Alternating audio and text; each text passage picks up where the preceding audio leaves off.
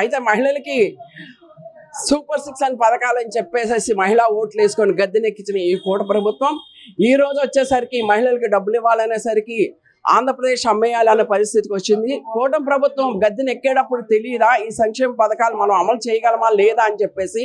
అందులో సీఎం ముఖ్యమంత్రి గారు 12 సంవత్సరాలు ముఖ్యమంత్రిగా చేసిన ఆయన, ఎంతో అనుభవం కలిగిన ఆయన, మనకి ఈ ఖజానా లేనప్పుడు మనం ఎలా ఇస్తామని చెప్పి తెలియకుండానే మేనిఫెస్టో పెట్టారా ఎన్నికల్లో అని మేము అడుగుతున్నాము.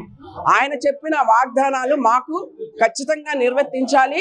ఏంటంటే సూపర్ 6 పథకాలన్నీ అమలు పరిచే వరకు కూడా మేము పోరాటం చేస్తాము. అమలు చేయకపోతే మహిళలు ఎలాంటి మీకు ఆన్సర్ జవాబు అన్నది చెప్తారో మీకు తెలుసు. అంతకుముందు మళ్ళీ అదే జరుగుతుందని చెప్పేసి మేము హెచ్చరిస్తున్నాం.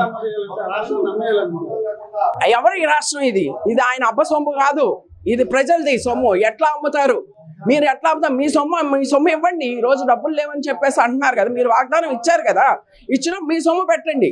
ఆంధ్రప్రదేశ్ అమ్మితే ఊరుకుంటారా? ప్రజలు పిచ్చోళ్ళు లేకున్నారా? అందరూ వ్యతిరేకిస్తారు, పోరాటం చేస్తారు.